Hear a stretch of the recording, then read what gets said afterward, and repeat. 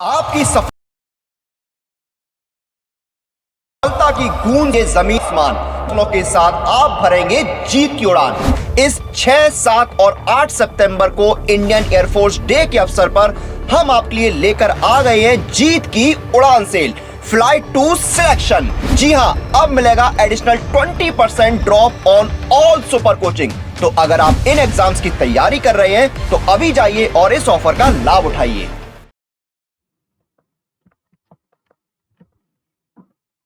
Hello everyone, CSR NET physical science सितंबर 2022 exam के जो सॉल्यूशंस कर रहे थे पार्ट सी में, आज का ये जो लेक्चर है ये बेस्ड है मैथमेटिकल फिजिक्स से बेस्ड जो सॉल्यूशंस हैं वो हम करेंगे। टोटल 4 क्वेश्चंस आए थे 5 मार्क्स में, ठीक है। तो इनका सॉल्यूशन हम लोग करने जा रहे हैं।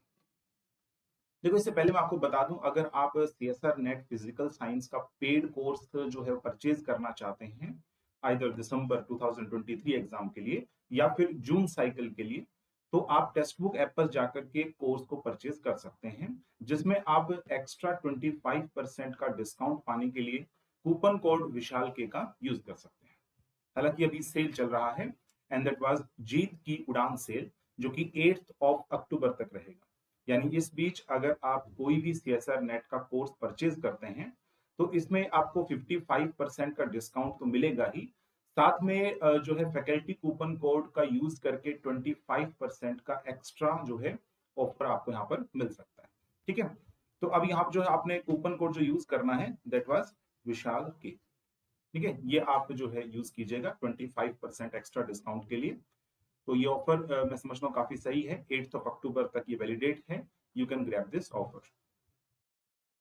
So let us start with the question number 1 and ये हमारे पास देखो कॉम्बिनेशन एक तरीके से आप कह सकते हो, क्योंकि मैथमेटिकल फिजिक्स जो है वैसे तो उसी से बेस्ड क्वेश्चन है, लेकिन थोड़ा सा क्वांटम मैकेनिक्स में ऑपरेटर का कॉन्सेप्ट भी इसमें लग रहा है। क्या कहता है इस क्वेश्चन में? देखो, मैट्रिक्स जो हमें फाइंड आउट करना है that was corresponding to the differential operator 1 plus में डी बाई डी एक्स। तो डिफरेंशियल ऑपरेटर आपको गिवन है 1 प्लस में डी बाई डी एक्स, ठीक है। In the space of the polynomials of degree at most 2 in the basis spanned by f1 is equal to 1, f2 is equal to 2, f3 is equal to x square।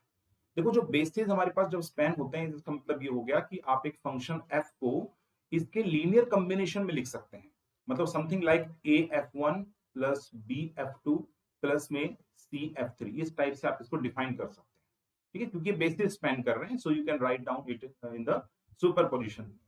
Okay, superposition आप state में इसको represent कर सकते हैं, ठीक है। Linear combination format में आप इसको रिप्रेजेंट कर सकते हैं। अब देखो, क्वेश्चन में ना हमें दे रखा है f1 f2 और f3 की वैल्यूज, तो हम यहाँ पर देखो इसका वैल्यू पुट कर देते हैं। सो a प्लस में बी एक्स प्लस में सी एक्स स्क्वायर, ठीक है। तो ये मैंने एक फंक्शन अज्यूम कर लिया जो कि लीनियर कॉम्बिनेशन है f1 और f2 और f3 का, ठीक है ना। तो ये हमारे पास में फंक्शन रहेगा।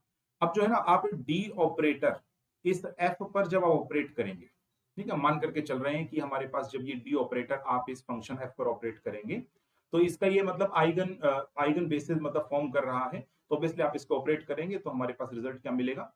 The result should be 1 plus में डी बाई डी एक्स, ठीक है, 1 प्लस में D by D X and a plus में बी एक्स प्लस में C X square. So what would be the result? आप यहाँ पर देखिए रिजल्ट, ठीक है। तो a प्लस में बी एक्स प्लस में सी स्क्वायर प्लस में, अब अपने डेरिवेटिव लेना। देखो, 1 को मैंने इसके कंप्लीट के साथ मल्टीप्लाई कर दिया आएगा मेरे पास। अब डी बाई डी एक्स जब आप ऑपरेट करेंगे, ठीक है ना, डेरिवेटिव जब आप लेंगे तो a का डेरिवेटिव तो 0 बन जाएगा because that was constant, okay. और bx का डेरिवेटिव हो जाएगा b और cx स्क्वायर का हो जाएगा हमारे पास में, ठीक है ना, जैसे cx square, yes, cx square का मेरे पास हो जाएगा डेरिवेटिव 2cx। तो मैं इसको लिख सकता हूं, देखो a प्लस b, ठीक है, प्लस में b प्लस में 2c of x and plus में cx स्क्वायर, ठीक है। तो इसको हम कुछ अज्यूम कर लेते हैं, let us call it as something C तक मान लिया था ना हमने, और डी भी है यहाँ पे, तो एक काम करते हैं ई मान लेता हूँ, ठीक है ना, या फिर जी से मान स्टार्ट कर दो, ठीक है ना। तो जी प्लस में एच एक्स प्लस में आई एक्स स्क्वायर, ये आपके पास है।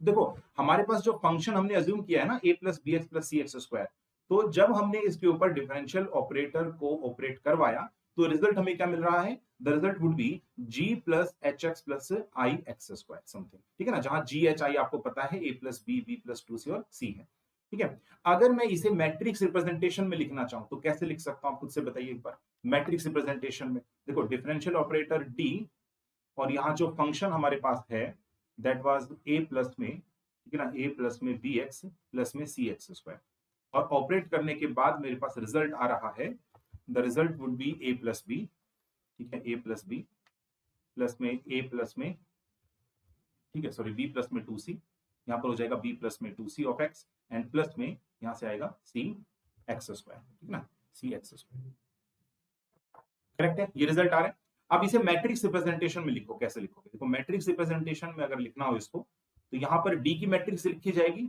जो कि 3 इंटू 3 होगी, ठीक है। इसके बाद ये कॉलम मैट्रिक्स है A B C and that is equal to, यहां से लिखेंगे A plus B and next we have B plus 2c and next we have C, तो ये इसका matrix representation, okay, matrix representation. तो अब आपने क्या करना है, यहां से you have to find out the matrix ना, ये जो मैट्रिक्स हमारे पास है ना डिफरेंशियल ऑपरेटर की 3 इंटू 3, ये आपने यहां से फाइंड आउट करना है। तो ये फाइंड आउट करने के लिए आप कोई ऐसी मैट्रिक्स चूज कीजिए जब आप उसे इस कॉलम मैट्रिक्स के साथ मल्टीप्लाई करेंगे then you will get this result. ऐसी मैट्रिक्स आपने यहाँ पर चूज करना है। देखो एक तो ये तरीका है कि आप ऑप्शन से चेक कर ले डायरेक्टली, है ना, आप ऑप्शन में से, लेकिन एक एक को पुट करोगे ना तो देखो टाइम लगेगा उसमें। तो आप एक बार खुद से ये ना सोचो एक बार कि डी मैट्रिक्स क्या होनी चाहिए सच दैट कि उसको ए बी सी पर अगर हम लोग ऑपरेट करें, मतलब इस मैट्रिक्स के साथ हम मल्टीप्लाई करें तो ये रिजल्ट मिल जाए। देखो ये हमारे पास होना चाहिए 1 1 0, ठीक है, इसके बाद हमारे पास होना चाहिए 0 1 2 एंड नेक्स्ट हमारे पास होना चाहिए 0 0 1। देख लो ये मैट्रिक्स होनी चाहिए। अगर नहीं समझ में आता है तो ये मैट्रिक्स यहाँ पर पुट करो और देखो एक बार इसके साथ मल्टीप्लाई करके क्या आपको रिजल्ट मिलेगा कि नहीं, ठीक है, मिल रहा है ना सेम रिजल्ट, ठीक है। तो यहां पर जो इसका करेक्ट आंसर हो जाएगा, सो देखो एक बार 1 1 0 कहां पर है, तो 1 1 0 हमारे पास है 1 और 3 ऑप्शन में, ठीक है। 0 1 2 कहां पर है, हाँ, option number 1 is the correct answer, ठीक है, ऑप्शन नंबर 1 हमारे पास करेक्ट आंसर। ये 5 मार्क्स में आपसे क्वेश्चन पूछा गया था। नेक्स्ट हम लोग देखते हैं इसके बाद लैप्लेस ट्रांसफॉर्म जो है L F of Y of this function F of X, ये आपने यहां से बताना है, ठीक है। तो लैप्लेस ट्रांसफॉर्म इस फंक्शन का आपने कैलकुलेट करना है। ध्यान से देखेंगे तो जो फंक्शन मुझे गिवन है that was a periodic function, that was a periodic function. कैसे पता लगाएं, देखो n का वैल्यू जब मैं 0 पुट करूंगा, n का वैल्यू जब 0 पुट करेंगे तो यहां से आप साफ साफ देख सकते हैं कि मेरे पास लिमिट क्या होगी, दिस वाज 0, दिस बिकम 1, इसके बाद देखो ये हमारे पास 1 होगा और ये हमारे पास 2 होगा। n का वैल्यू 0 पुट करने पे बता रहा हूं मैं, ठीक है ना, n का value if you put down the value of n is equal to 0 then the limit of x when 0 to 1 the function is defined as 1 and when the value of x goes from 1 to 2 then the function value will be 0, correct है। जब आप n is equal to 1 रखोगे तो क्या आएगा आपके पास, 2 से 4 आएगा, 2 रखोगे तो आपके पास आएगा 4 से 6, मतलब क्या ये फंक्शन रिपीट नहीं हो रहा, रिपीट हो रहा है ना। तो और इसका टाइम पीरियड कितना है, तो टाइम पीरियड इसका हो गया 2 के बराबर, है ना, 0 से 2 में ये फंक्शन डिफाइंड हो गया ना, उसके बाद तो रिपीटिशन चल रहा है इस फंक्शन का। देखो ये थोड़ा सा अपना फंक्शन देख करके भी पता लगा सकते हो डायरेक्टली, क्योंकि सी प्रोग्रामिंग है, सी प्लस प्लस प्रोग्रामिंग है, तो इनमें अगर आपने इन फंक्शंस के साथ डील किया है ना अपने ग्रेजुएशन टाइम और पोस्ट ग्रेजुएशन टाइम में, तो आप इजीली बता सकते हो फंक्शन देख करके कि ये एक पीरियोडिक फंक्शन है, ओके। और इसका टाइम पीरियड कितना होगा, तो फाइनल जो कि 2n + 2 है माइनस इनिशियल जो कि 2n है, सब्ट्रैक्शन करने से पता चल रहा है the time period of this given function will be 2, सही है। अच्छा अभी मुझे एक बात बताइए, किसी पीरियोडिक फंक्शन का, है ना, कोई फंक्शन मान लो f ऑफ t है और इसका आप लैप्लेस ट्रांसफॉर्म लेना चाहते हैं और ये एक पीरियोडिक फंक्शन है जिसका टाइम पीरियड t होगा, तो क्या फॉर्मूला होता है पीरियोडिक फंक्शन का, लैप्लेस ट्रांसफॉर्म का, ये फॉर्मूला याद होना चाहिए। देखो वेरी इंपॉर्टेंट है, यहां से 2-3 बार एग्जाम पूछा गया एसएसआर नेट में, ठीक है ना, 2-3 बार एग्जाम के अंदर ये क्वेश्चन इस टाइप से पूछा है। और मुझे लगता है जहां तक ये वाला क्वेश्चन है ना, ये रिपीटिशन में क्वेश्चन है, रिपीटिशन है, मतलब लगभग ये क्वेश्चन आप बात करेंगे 2013-14 में भी पूछा गया था सेम टू सेम, और अभी ये देखो 2022 के अंदर फिर से ये क्वेश्चन रिपीट किया गया है। ऐसा नहीं कि रिपीटिशन नहीं होता क्वेश्चन का, सेम टू सेम क्वेश्चन है, ठीक है। देखो एल एफ ऑफ टी, तो इसका वैल्यू होगा 0 से हमारे पास time period t and e to the power minus S T F of T D T. ये फॉर्मूला आपको याद होना चाहिए, ठीक है ना। लैप्लेस ट्रांसफॉर्म जितने भी फंक्शंस है ना, sine A T, cos A T, है ना, इसके अलावा टी की पावर एन का शिफ्टिंग प्रॉपर्टी है, एक्सपोनेंशियल का कितना होता है, ये सब आपको पता होना चाहिए। एंड 1 माइनस ई की power minus S T, correct है। ये हमारे पास होगा, this is the Laplace transform of F of T function which is a periodic. अब मुझे एक बात बता दो, इस क्वेश्चन के अंदर, इस पर्टिकुलर क्वेश्चन के अंदर एस और टी तो नहीं है, एस और टी तो नहीं है, तो रिप्लेसमेंट किससे हो रहा है? इस क्वेश्चन में रिप्लेसमेंट आपको करना पड़ेगा, ठीक है ना। इस क्वेश्चन में आपको रिप्लेसमेंट जो है वो करना पड़ेगा। देखो इस क्वेश्चन में पर्टिकुलर में एस का जो वैल्यू है एक्चुअल में वो वाई से रिप्लेस हो रखा है। हम कैसे कह सकते हैं? क्योंकि आपने देखा होगा लैप्लेस ट्रांसफॉर्म का जो आंसर आता है ना, कई बुक्स में आपने देखा होगा वो एस के रिस्पेक्ट में आता है, एस में मतलब उसको रिप्रेजेंट करते हैं। लेकिन यहां जब मैं ऑप्शंस को चेक कर रहा हूं तो वो वाई के मतलब टर्म्स में हमें रिप्रेजेंट करके आंसर दे रखा है, तो हम कह सकते हैं कि S is replaced by Y. Also क्योंकि फंक्शन एफ ऑफ एक्स यहां डिफाइन है तो T is replaced by X, T is replaced by X, तो ये रिप्लेसमेंट आपको करना होगा यहाँ पे, ठीक है। तो ये रिप्लेसमेंट हम कर देते हैं। देखो यहां से 0 से 2, क्योंकि टाइम पीरियड तो 2 है ना, e to the power minus Y X, ठीक है। उसके बाद होगा function F of X dx divided by 1 minus में e to the power minus 2 and s का जो वैल्यू है that was replaced by y। ये आपके पास है, करेक्ट है। अब मुझे एक बात बता दो, जो 0 से 2 आप इंटीग्रेशन कर रहे हो, इस इंटीग्रेशन को 2 पार्ट्स में ब्रेक करने की आवश्यकता है। 0 से 1 में क्योंकि फंक्शन का वैल्यू 1 डिफाइंड है और 1 से 2 में फंक्शन का वैल्यू 0 है, तो क्या मैं इसको ऐसा लिख सकता हूं 0 से 1 and e to the power minus Y X, और फंक्शन तो इस केस में 1 है ना, 0 से 1 लिमिट में, तो यहां पर dx आ जाएगा and divided by 1 minus e की पावर माइनस 2y, और प्लस में हो रहेगा न्यूमरेटर पार्ट के अंदर, ठीक है ना, 1 से लेकर के 2 पे। लेकिन 1 से 2 तक तो फंक्शन ही 0 है, तो लिखने की क्या आवश्यकता है उसको अलग से, फंक्शन ही 0 है तो टोटल ही 0 हो जाएगा मेरे पास, सही है ना। तो ये इसको आपको सोल्व करने की आवश्यकता है, इसको सोल्व कर लेते हैं। देखो e to the power minus Y X का इंटीग्रेशन बताओ जरा एक बार, e to the power minus Y X का इंटीग्रेशन कितना होगा x के रेस्पेक्ट में, x के रेस्पेक्ट में ये होना चाहिए कि नहीं, करेक्ट है। लिमिट गोज फ्रॉम 0 से 1, डिनोमिनेटर में है 1 माइनस e की पावर माइनस 2y। देख लो एक बार ध्यान से, डिनोमिनेटर में तो सेम रखा, न्यूमरेटर पार्ट का हमने इंटीग्रेशन परफॉर्म कर दिया विद रिस्पेक्ट टू x, ध्यान देना है विद रिस्पेक्ट टू x है, ठीक है। तो ये इंटीग्रेशन होगा इसका, ओके। अच्छा अपर लिमिट पुट करते हैं, देखो minus 1 upon y, upper limit put करेंगे, ठीक है ना। किसका अपर लिमिट वैल्यू पुट कर रहे हैं, ये x का वैल्यू, क्योंकि आपने x के रिस्पेक्ट में इंटीग्रेशन किया है ना, तो यहां से आएगा e to the power minus y and minus e to the power 0 which is 1 divided by 1 minus e to the power minus y and then we have 1 plus में e to the power minus. ये कहां से आया भाई, ये देखो जो denominator वाला पार्ट है ना, यहां पर मैंने प्रॉपर्टी यूज किया है, एक जो है ना फॉर्मूला, आप लोग बहुत इंपॉर्टेंट स्टडी करते हो, A square minus B square is equal to A plus B into A minus B, वही फॉर्मूला मैंने यहां पर अडॉप्ट किया है, आप देख सकते हो इसको, सेम टू सेम। रिप्लेसमेंट क्या है, ए को 1 से रिप्लेस किया गया है और बी को रिप्लेस किया गया है यहां पर e to the power minus y से, देख लो, करेक्ट है। अच्छा अब एक बात बताओ, यहां पर हमारे पास जब आप यहां इसको सोल्व करेंगे तो आपके पास क्या रिजल्ट आएगा, ये कैंसिल आउट हो गया ना, एक तो देखो ये तो इससे कैंसिल आउट हो गया, कितने पर, माइनस 1 पर, तो the result would be 1 upon y and 1 plus e to the power minus y, ये रिजल्ट आपके पास है। तो ऑप्शन एक बार मैच करवा के देख लो, देखो ऑप्शन वैसे देखा जाए तो कोई मैच नहीं कर रहा है ना, देखने से तो कोई मैच नहीं कर रहा ना, लेकिन आपको थोड़ा सा और सिंप्लीफाई करने की आवश्यकता है। तो एक काम करते हैं, इसमें ना जो फोर्थ ऑप्शन है इसको थोड़ा और सिंप्लीफाई करते हैं, फोर्थ ऑप्शन को थोड़ा सिंप्लीफाई करते हैं। देखो यहां तक अगर क्वेश्चन पूछता ना तो वो 3.5 मार्क्स में देता, इसने 5 मार्क्स में इसीलिए दिया है क्योंकि इनमें जो ऑप्शंस आपको दे रखे हैं फर्दर सोल्व करने की उनको भी आवश्यकता है, तभी आपका रिजल्ट मैच करेगा, ठीक है। तो एक काम करते हैं, एक बार फोर्थ ऑप्शन को चेक करते हैं। फोर्थ ऑप्शन है e to the power y, ठीक है, e to the power y and then e to the power y minus 1 divided by, ठीक है, इसके बाद है y and e to the power 2y minus का 1। अगेन देखो डिनोमिनेटर पार्ट में प्रॉपर्टी यूज हो रखी है तो मैं प्रॉपर्टी यूज करूंगा, so e to the power y, e to the power y minus 1 divided by y and e to the power y plus 1 and e to the power y minus 1।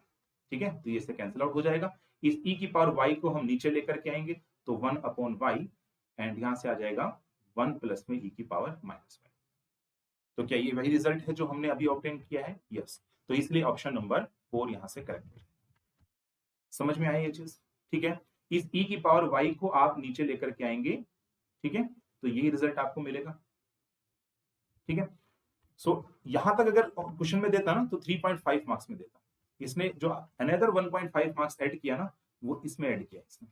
Further you have to solve the options as well. ठीक है, next question देखते हैं। The value of the integral, ये आपको integral दे रखा है, इसका value आपने यहां से बताना है। देखो जब भी आपको इस प्रकार का इंटीग्रेशन दिया रहेगा ना तो यहां सबसे पहले तो x को z से रिप्लेस कर दो, कॉम्प्लेक्स इंटीग्रेशन कर रहे हैं ना इसका। ठीक है, तो cos अल्फा z आ जाएगा एंड डिवाइडेड बाय यहां से हो जाएगा z स्क्वायर प्लस 1 dz, जहां अल्फा का वैल्यू ग्रेटर देन 0 है। करेक्ट है? अच्छा अभी देखो इसमें जब भी हमारे पास न्यूमरेटर पार्ट में ट्रिग्नोमेट्रिक फंक्शन आता है, जब भी ट्रिग्नोमेट्रिक फंक्शन आएगा आप इसको रियल और इमेजिनरी पार्ट में लिख दें। मतलब आप इस चीज को ऐसा लिख सकते हैं, real part of e to the power iota alpha z divided by z square plus 1 of dz। बताओ ऐसा लिख सकते हैं नहीं? रियल पार्ट ही तो होता है ना कोसाइन। ठीक है, ये आप थोड़ा डीमॉरिस थ्योरम से देख सकते हो, क्योंकि e to the power iota z होता है cos z and plus iota sine z। तो मैंने इसी से आपको बताया है कि जो हमारे पास रियल पार्ट होगा ये हमें कोस फंक्शन देता है, कोसाइन फंक्शन, और जो इमेजिनरी पार्ट है that gives us the sine function. ऐसा लिख सकते हैं। अच्छा अब देखो पोल्स फाइंड आउट करो। यहाँ पे पोल्स के लिए क्या करेंगे, डिनोमिनेटर पार्ट को 0, तो z square plus 1 equals to 0 हो गया, तो z का वैल्यू आ जाएगा प्लस माइनस आयोटा। ठीक है, इसके लिए जो कंटूर है वो सेमी सर्कल होगा, contour will be semi circle. क्यों है सेमी सर्कल? यहाँ पर सेमी सर्कल होता है, देखो जब भी हमारे पास में कोसाइन या साइन फंक्शन इस प्रकार के आते हैं ना और एक्सपोनेंशियल में आपने लिखना होता है तो हमेशा सेमी सर्कल आप अज्यूम करेंगे। ठीक है, और यहां पर जो प्लस आयोटा है वो यहां लाई करेगा, माइनस आयोटा कुछ यहां लाई करेगा। माइनस आयोटा तो इस कंटूर से ही बाहर हो गया, तो इसके अबाउट जो रेजिड्यू कैलकुलेट करोगे आप वो 0 आ जाएगा। ठीक है, क्योंकि बाहर लाई कर रहा है ना, और जो हमारे पास अंदर है प्लस आयोटा, इसकी वजह से हम फाइंड आउट करेंगे रेजिड्यू, बिकॉज ये एक सिंपल पोल है। Okay, simple pole, this is a simple pole. ठीक है, तो रेजिड्यू का फॉर्मूला बताओ सिंपल पोल के लिए क्या होता है, limit z tending to z naught, जो कि यहाँ पर आयोटा है, फिर इसके बाद z minus z naught, z naught तो यहाँ पर आयोटा है, and then f of z। तो फंक्शन f ऑफ z आपको दे रखा है e to the power iota alpha z divided by, and then it is given at z square plus 1। अब मुझे बात बताओ z स्क्वायर प्लस 1 को कैसे लिख सकते हो आप, z plus iota and z minus. Correct है ना? ये सेम फॉर्मूला हमने लगाया यहाँ पे, ए स्क्वायर माइनस बी स्क्वायर का, बस बी की जगह आयोटा लिया है मैंने, इमेजिनरी। ओके, अब देखो यहाँ पर and then z minus iota जो है कैंसिल आउट हो गया, and the result would be e to the power iota alpha z divided by, z की जगह आयोटा से रिप्लेसमेंट करेंगे तो 2 आयोटा आ जाएगा। ये रेजिड्यू कैलकुलेट हुआ है, ध्यान रखेंगे ये रेजिड्यू आया है। ठीक है, so what is the value of the integration? ये जो इंटीग्रल आएगा ना आपके पास, दिस इंटीग्रल आई, हम इसको अज्यूम कर लेते हैं, तो क्या वैल्यू आ रहा है आपके पास इंटीग्रल आई का? सो 2 पाई आयोटा इंटू रेजिड्यू। देखो कई बार स्टूडेंट कंफ्यूज होते हैं, पाई आयोटा से मल्टीप्लाई करेंगे 2 पाई आयोटा से, तो पाई आयोटा से नहीं करना है यहाँ पे, क्योंकि जो 2 पाई आयोटा से इसलिए मल्टीप्लाई किया है बिकॉज जो पोल्स है ना वो इमेजिनरी एक्सिस पर लाई कर रहे हैं। अगर रियल एक्सिस पे लाई करते हैं ना तो पाई आयोटा से मल्टीप्लाई करने की आवश्यकता है। ठीक है, ये ध्यान रखना आपने। तो 2 पाई आयोटा इंटू रेजिड्यू, तो यहाँ आ जाएगा देखो 2 पाई आयोटा, रेजिड्यू हमारे पास है e to the power iota alpha z divided by 2 iota. ठीक है, और बस यहाँ पे आपने क्या करना है, अच्छा एक चीज और है, देखो z की जगह पे आयोटा नहीं रखा ना मैंने, न्यूमरेटर वाले पार्ट पे है ना, तो z is equal to iota आप यहाँ रख देंगे तो मेरे पास आएगा e to the power minus alpha upon 2 iota. ठीक है, ध्यान देना थोड़ा सा। ठीक है, माइनस अल्फा ये आपके पास आएगा। ठीक है, देखो 2 आयोटा ये कैंसिल आउट हो गया, so the result would be pi e to the power minus alpha. और आपका जो आंसर है ना उसमें आपने रियल पार्ट को ही कंसिडर करना है। तो देखो ये जो रियल पार्ट इसका क्या होगा, रियल पार्ट तो खुद है भाई, कोई इमेजिनरी थोड़ी ना आ रहा है यहाँ पे सॉल्यूशन। यहाँ पर क्या है, दिस इज ए रियल, तो real of pi e to the power minus alpha is pi e to the power minus alpha. The answer will be this. Okay, so यहां से मेरे पास हो जाएगा option number 2 will be the correct answer. Clear यहां तक? बताइए एक बार, option number 2 यहां से करेक्ट हो जाएगा। ठीक है, चलिए नेक्स्ट देखते हैं। देखो ये लास्ट क्वेश्चन है जो कि प्रोबेबिलिटी से बेस्ड है। कहता है एक बकेट के अंदर 6 रेड और 4 ब्लू बॉल्स रखी गई हैं और इसके बाद कहता है कि जो बॉल है उसको बाहर निकाल लिया जाता है एक बकेट में से, इस बकेट में से रेंडमली, और 2 बॉल्स जो है वो सेम कलर की जो है उनको पुट कर दिया जाता है। जैसे मान लो आपके पास एक रेंडमली आपने एक बॉल यहां से उठाई है ना, और वो ब्लू बॉल आ जाती है, तो आपने ब्लू बॉल ही वापस पुट करनी, लेकिन कितने नंबर में? दुगने, यानी 2 वैल्यूज, 2 हमारे पास बॉल्स आपने रखनी है। ठीक है ना, एक बॉल अगर निकालेंगे तो 2 बॉल रखेंगे सेम कलर की, और यही स्टेप आपने एक बार फिर दोबारा से करना है। कहता है ये संभावना बताइए कि नंबर ऑफ रेड और जो ब्लू बॉल्स आएंगी वो इक्वल आ जाएं एट द एंड। ठीक है, मैं क्वेश्चन को एक बार फिर दोबारा समझा रहा हूं। देखो आपको एक बॉक्स अज्यूम कर लीजिए सबसे पहले तो। ठीक है, सपोज करते हैं ये हमारे पास एक बॉक्स है, इस बॉक्स में आप रख दीजिए 6 रेड बॉल और 4 ब्लू बॉल। कहता है अगर एक आप यहां से निकालोगे ना तो 2 आपको सेम कलर की यहां पर ऐड करना होगा। ठीक है, सेम कलर की 2 बॉल्स आपको यहां पर ऐड करनी होगी, और ये जो रिपीटिशन है ये 2 बार आपने करना है।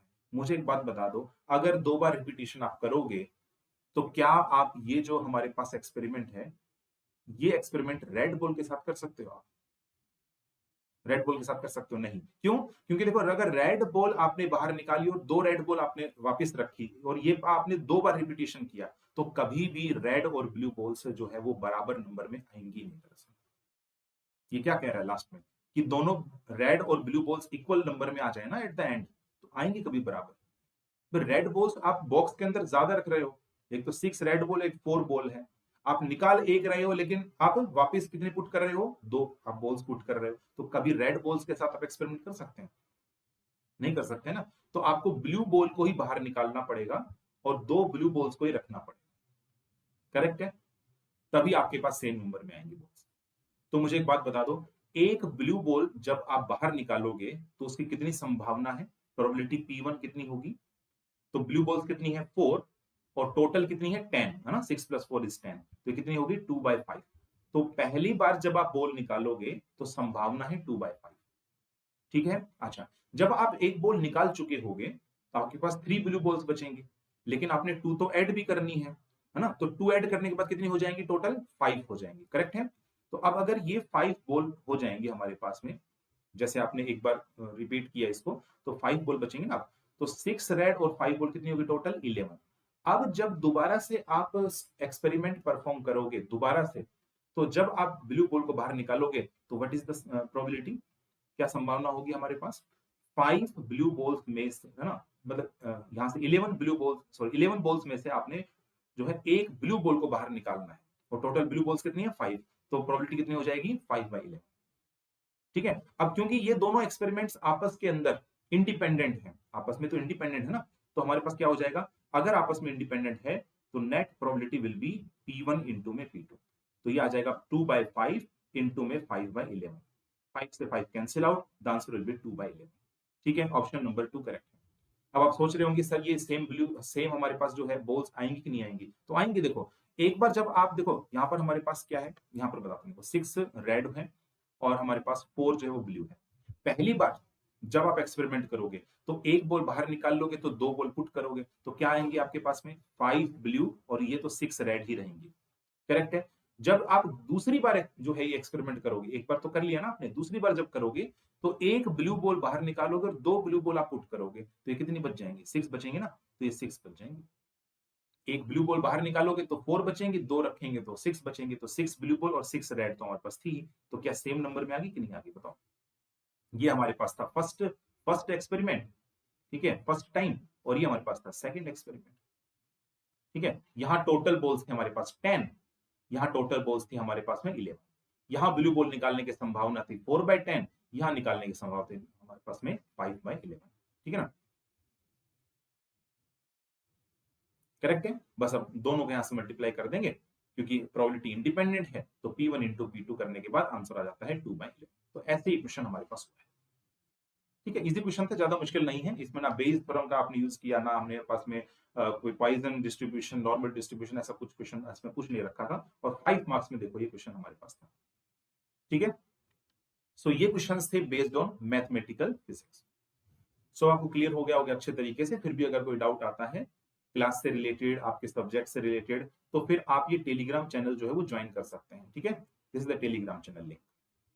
यूट्यूब चैनल को भी आप जरूर सब्सक्राइब कर लें, क्योंकि यहाँ पर CSR नेट फिजिकल साइंस के जो लेक्चर्स हैं वो डेली अपलोड होते हैं, आपकी तैयारी के दौरान काफी काम आएंगे। बेल आइकन को प्रेस कर लें ताकि आने वाली जो नई वीडियोस हैं इनका भी नोटिफिकेशन आपको टाइम टू टाइम मिलता है। सो मिलते हैं नेक्स्ट लेक्चर में।